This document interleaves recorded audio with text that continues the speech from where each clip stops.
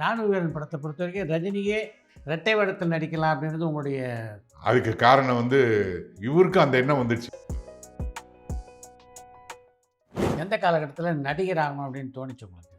முதன்னே ரோசா பருவக்காரில் எனக்கு நாள் ஷூட்டிங்லேயே வந்து என்னை அறிமுகப்படுத்தி விட்டார். மாமே ஒரு நாள் மல்லிகைப்பூ கொடுத்தான்ல, சரி கிருஷ்ணன் நீங்களே மாமனா பண்ணிடுங்க, அந்த வயசு கரெக்டாக தான் இருக்கு. என்ன பெரிய அளவுக்கு பூஸ்ட் பண்ணுறது மணிவண்ணன் தான். வாழ்க்கை சக்கரம் இல்லைல்ல, அப்போ அவருக்கு வரிசையாக படங்கள் வந்து கொஞ்சம் இந்த ஆக்ஷன் ஓரியன்ட் படங்கள் தோல்வி அடைஞ்சது. ஒரு ஃபேமிலி ட்ராமா ஒன்று பண்ணணும்.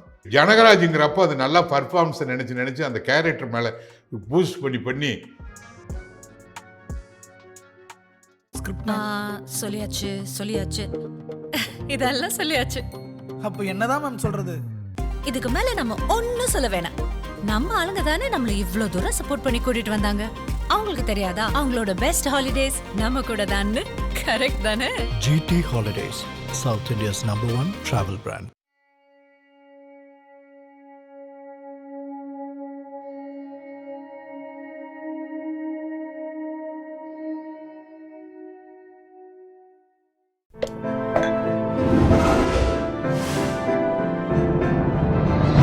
Chai with Chitra.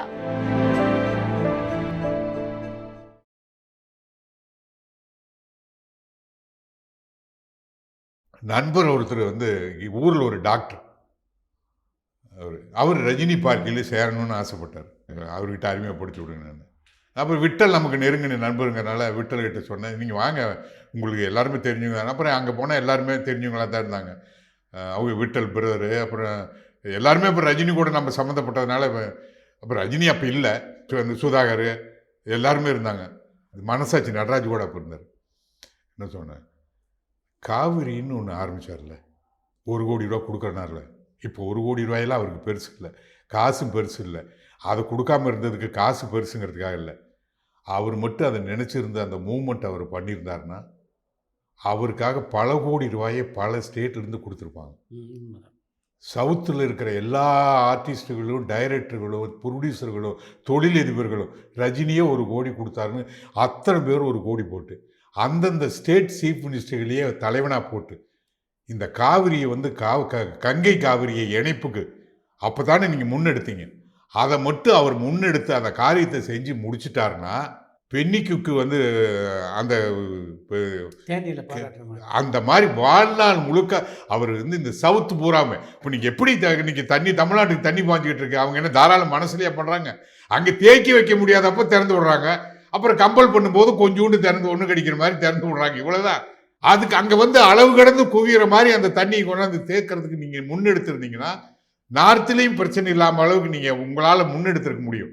உங்களுக்கு மேலேயும் பிரைம் மினிஸ்டர் வரைக்கும் சொல்லுவாங்க இருக்கு. அதை அப்படின்னு நான் ஒரு தடவை நேரில் பார்க்குறப்போ சொன்னேன் அவர்கிட்ட. அப்புறம் தனியாகவும் இங்கே ஃப்ரெண்ட்ஸுங்கிட்ட சொன்னேன், இதை கொஞ்சம் முன்னெடுக்க சொல்லுங்கள். அவர் செஞ்சார்னா அரசியலுக்கு வர்றதுக்கு ரொம்ப ஈஸியாக இருக்கும். எம்ஜிஆர் வந்து கங்கைக்கு அந்த கிருஷ்ணா தண்ணியை இணைச்சதுனால தான் சார் சிட்டிக்கு இன்னைக்கு வரைக்கும் பிரச்சனை இல்லாமல் இருக்கு. என்டி ராமராவ் ஃப்ரெண்டு, இந்திரா காந்தி ஃப்ரெண்டு. என்டி ராமராவ் சுயநலத்துக்கு தன் ஏரியா பாய்க்குன்னு நினச்சா கூட இவர் சொன்னதால தானே நீங்கள் அது வந்தது. இன்னைக்கு அந்த தண்ணி வருதுன்னா அதுக்கு எம்ஜிஆர் ஒரு காரணம் இல்லை. நீங்கள் காவிரியையும் கங்கையும் இணைக்கிறதுக்கு நீங்கள் முன்னெடுத்து நடத்தியிருந்தா டெஃபினட்டாக அந்த காரியம் பாதியாவது இன்னைக்கு வரைக்கும் நடந்திருக்கு சார். அவர் எல்லாத்தையுமே ஆரம்பித்தாரே தவிர அதில் இருக்கக்கூடிய மைனஸுகளை கொஞ்சம் பெருசுபடுத்தி யோசிச்சுட்டு அவர் எல்லாத்தையும் மிஸ் பண்ணிட்டார், அவ்வளோதான். ஏன்னா இது இந்தியா வந்து விவசாய நாடு தானுங்க. யாரோ ஒருத்தர் முன்னெடுக்கணும், அதை முன்னெடுக்க மாட்டேங்கிறாங்க. அந்த முன்னெடுக்கிற வேலையை யாரோ ஒரு பிரபலங்கள் செய்ய வேண்டும். இப்போ கூட நான் உங்கள் வழியாக சொல்கிறது என்னென்னா, முத்தாய்ப்பா நான் சொல்கிறது ரஜினிக்கு, இப்போவும் அந்த கங்கை 1 கோடி ரூபா அப்படியே பேலன்ஸ் இருக்குது. இப்போ அந்த 1 கோடி என்ன இப்போ ஒரு 10 கோடி கூட போடலாம். ஒவ்வொரு ஸ்டேட்லையும் ஆர்கனைஸ் பண்ணி ஒரு சோசியல் சர்வீஸ் மாதிரி ஆரம்பித்தாருன்னா அவர் டெஃபினட்டாக இந்தியாவிலேயே வந்து வாழ்நாள் முழுக்க மறக்க முடியாத ஒரு பேரை வந்து அவர் சாதிப்பார். இது ரஜினிக்கு உங்கள் வழியாக நான் வைக்கக்கூடிய ஒரு வேண்டுகோள். ராணுவ வீரன் படத்தை பொறுத்த வரைக்கும் ரஜினியே இரட்டை வேடத்தில் நடிக்கலாம் அப்படின்றது உங்களுடைய சஜஷனாக இருந்தது. அது உண்மைதான். அதுக்கு காரணம் வந்து அதை கெடுக்கணும்னு நினைக்கல நான். இது சொல்லி இவருக்கு அந்த எண்ணம் வந்துடுச்சு. யாருக்கு? எஸ்பி முத்துராமனுக்கு இல்லை, ஆரம் வீரப்பன் வந்துடுச்சு. டூயல் கேரக்டர் பண்ணாக்க நெகட்டிவ் கேரக்டரில் கைதிட்டு பின்னி சிரஞ்சீவி தானே அந்த கேரக்டர் பண்ணார். ஸோ அதனால் வரும்னு அவருக்கு தெரியும், அது பண்ணிடலாம். ஆனால் முத்துராமன் என்ன காரணம் சொல்லிட்டாருன்னா, நெற்றிகன் ஃபாதர் சன் கேரக்டர் பண்ணார் இல்லைங்களா. ஸோ அதை கம்பேர் பண்ணி சொல்லும்போது வேணான்னு சரின்னு அது வித்துட்டாயிடுச்சு. உண்மையிலேயே அந்த நெற்றிகன் மட்டும் இல்லாமல் இருந்திருந்து இன்னும் சொல்ல போனால் அந்த படத்தில் ரஜினிக்கு ஈக்குவலாகவும் சில இடங்களில் ரஜினியை தாண்டி பேர் வாங்கினது சிரஞ்சீவி தான். ரோல் அப்படி ரோல் ஏங்க நக்சலைட் கேரக்டருங்க. டயலாக் நான் அளந்தளந்து எழுத வேண்டியதாக போச்சு. கைதட்டு அங்கே தானங்க வருது. நெகட்டிவ் கேரக்டருக்கு வரக்கூடிய டயலாக் பாசிட்டிவ் கேரக்டருக்கு வராதுங்க. கரெக்ட். அது ரஜினி பண்ணியிருந்தாருன்னா நீங்கள் அந்த லக்கா பண்ண அந்த கேரக்டர் மாதிரி நீங்கள் எந்திரனில் அந்த லாஸ்ட்டில் பண்ணார் அந்த அந்த வில்லனா, அந்த மாதிரி அவர் பண்ணியிருக்க முடியும் வித் டயலாக்கோட. அது மிஸ் ஆகி போகுது. உண்மையிலேயே அந்த படம் பெரிய சூப்பர் டூப்பர் ஆக வேண்டியது.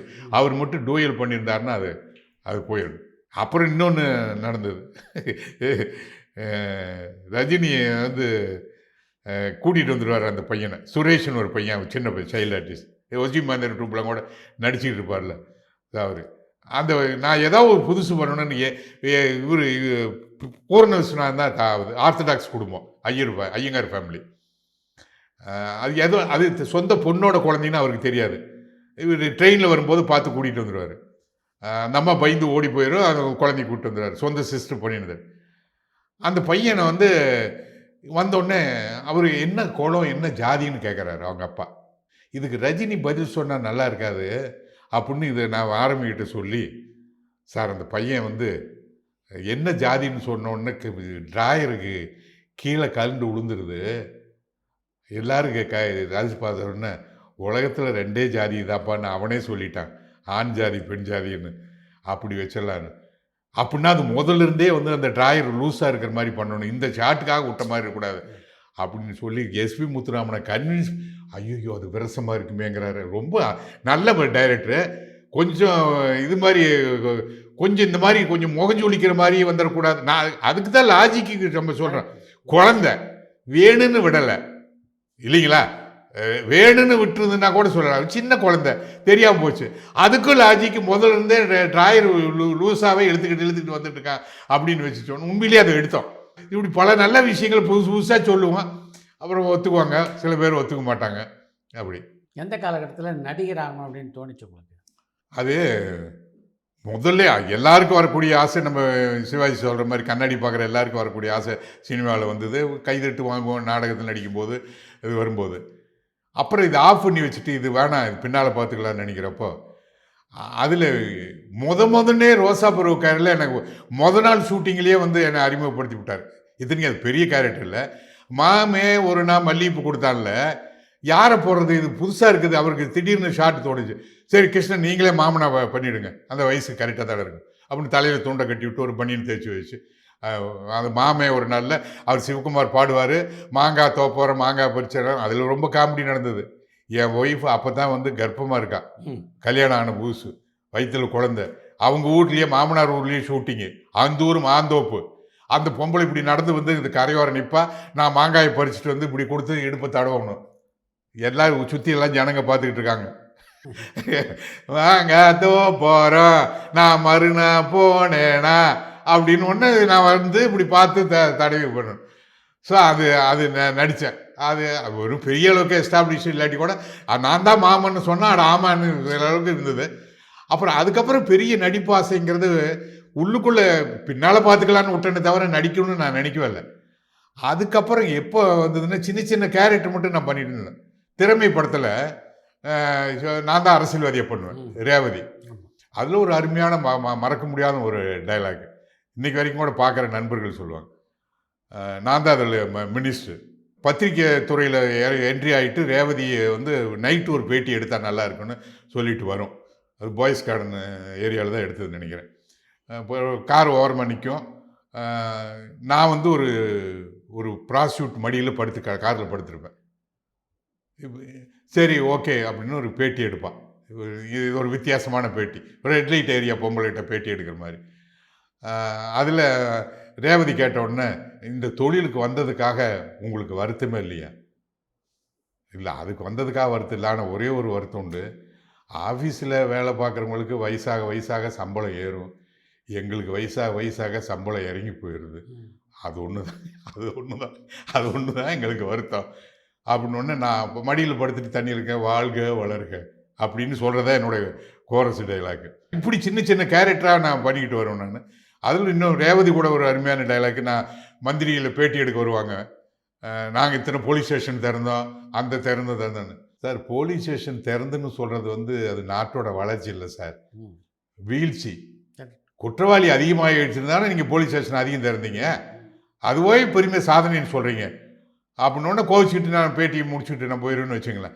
சுந்தரராஜன் ஒரு தடவை பார்த்துட்டு காலை நீய மாலை நீயன்னு ஒரு படம், பெரிய நானும் மனசாட்சி நடராஜ் பிரபு பெரிய ஆர்டிஸ்டுகள் கும்பல், விஜயகாந்த், அது அந்த படம் நாங்கள் தான் மெயின் வில்லனுங்க.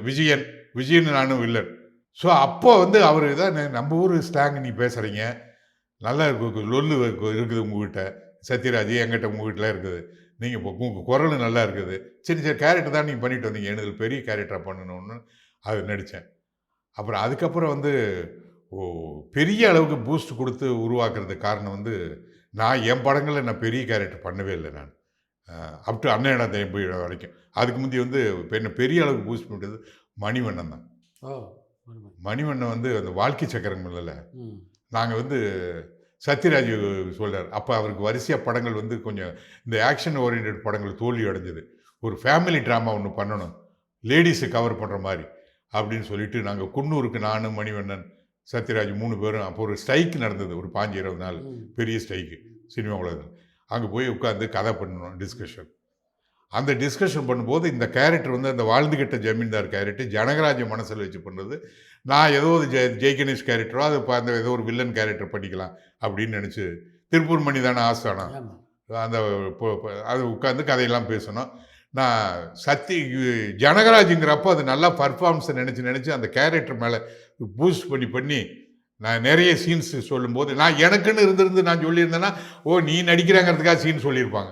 ஸோ இது நான் ஜனகராஜின்னு நினச்சி சொல்லும்போது எல்லாரும் ஏற்றுக்கிட்டு அந்த கேரக்டர் நல்லா டெவலப் ஆகிடுச்சு. ஸோ அப்படி அந்த வாழ்க்கை சக்கரம் எனக்கு பெரிய பேர் வாங்கி கொடுத்தது. அது காரணம் அது உண்மையில் அந்த கேரக்டர் நான் வில்லனாக தான் பண்ணுறதா இருந்தது. வாழ்க்கை சக்கரத்தில் அந்த பேர் வர்றதுக்கு காரணம் திருப்பூர் மணி தான். சம்பளம் அதிகம் கேட்டாருங்கிறதுக்காக நீங்கள் அதை போய் நடின்னு அனுப்பிச்சி விட்டார். மணிவண்ணனுக்கு அதில் இஷ்டம் இல்லை, சத்யராஜுக்கு இஷ்டம் இல்லை. ஏதோ நொல்லுக்கு பேசிக்கிட்டு ஒரு வில்லனாக இருந்தால் சமாளிச்சுக்கலாம்.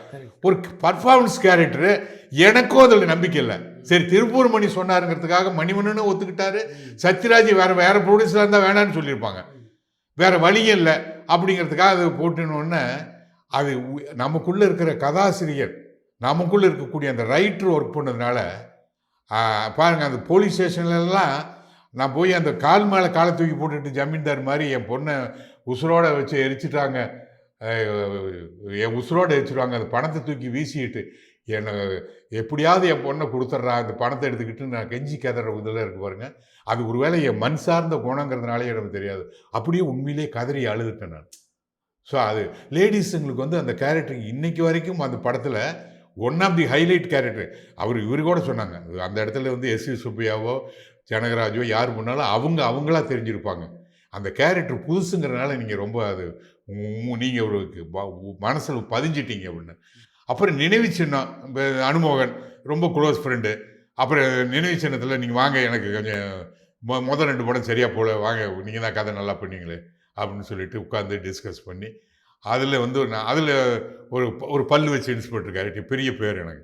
ஸோ அந்த படத்துலேயும் எனக்கு பெரிய பேர் வாங்கி கொடுத்தது.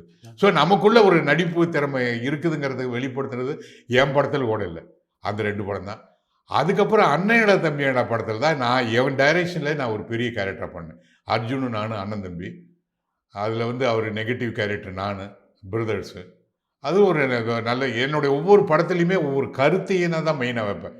ரோசாபூர்வக்காரில் ஒரு நாகரிகம் உள்ளே நுழைஞ்சா அந்த மண்ணுக்குள்ளே எப்படி பாதிக்கப்படும், கழுத்து உள்ள இப்படித்தான் வாழணும்னு ஒரு அப்பை எப்படி வாழலான்னு ஒரு பையன், திறமை படத்தில் ஒவ்வொருத்தருக்கும் ஒரு தனித்திறமை இருக்குது அப்படின்னு நினச்சேன். நான் எப்பவுமே ஒரு டாக்குமெண்ட்ரிக்கு உண்டான கருத்தை எடுத்து அதை சுவையாக பின்னுறது மட்டும்தான் என்னுடைய இது.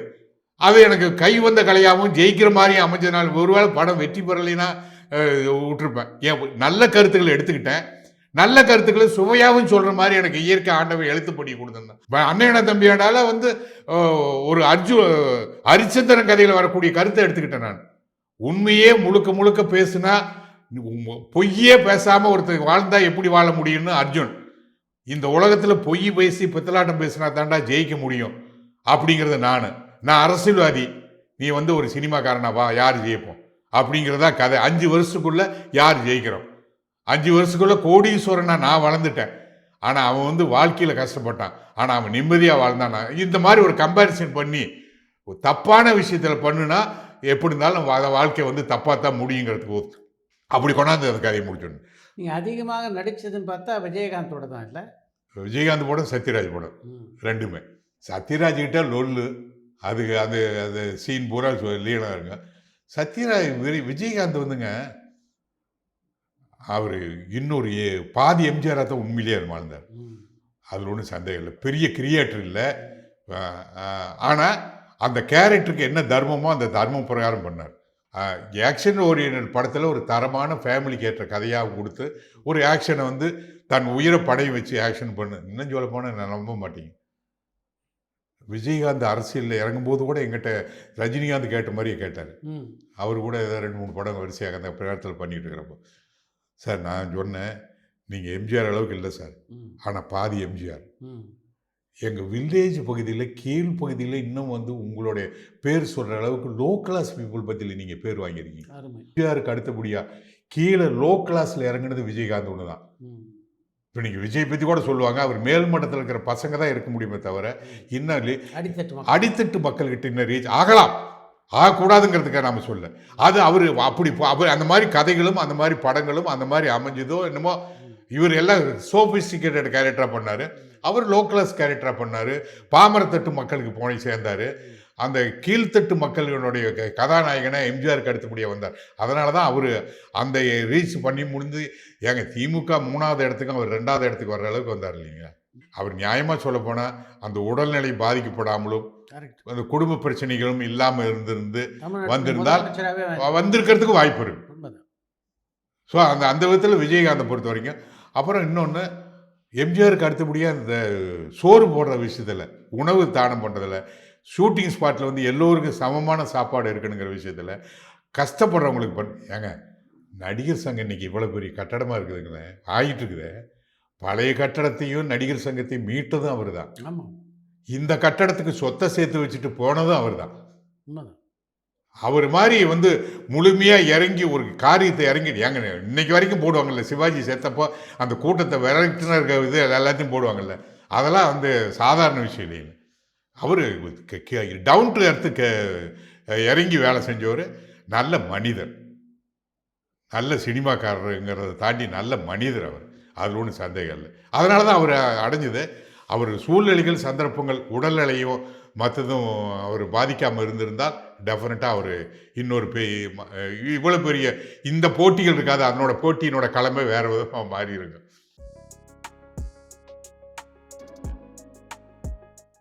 நீங்கள் நடித்த படங்களில் நீங்கள் ரொம்ப ரசித்து நடித்த படம் அப்படின்னு எதையெல்லாம் சொல்லலாம்? 3 படம் தான் சார். ஒன்று வாழ்க்கை சக்கரம், இன்னொன்று நினைவு சின்னம், இன்னொன்று அண்ணன் தம்பியாடா. அர்ஜுன் வந்து கம்ப்ளீட்டாக வந்து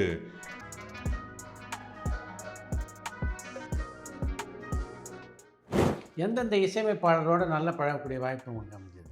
நம்ப மாட்டீங்க, இளையராஜா கூட தான் சார். யார் அதிகமாக நெருங்க முடியாதோ அந்த இளையராஜா கூட தான் எனக்கு அதிக பழக்கம். காரணம் என்னென்னா,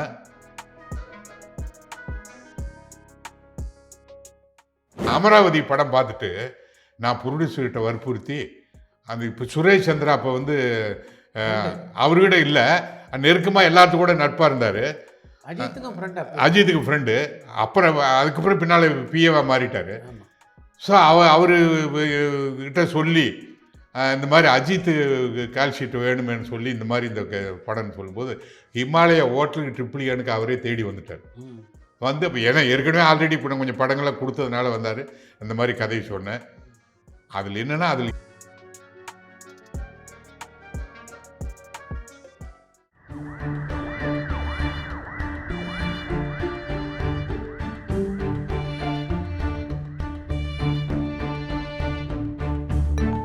பரபரப்பான சினிமா செய்திகள், நட்சத்திரங்களின் பேட்டிகள், சினிமா வரலாறு ஆகியவற்றை பார்க்கவும் படிக்கவும் உங்களுக்கான இணையதளம் touringtalkies.co.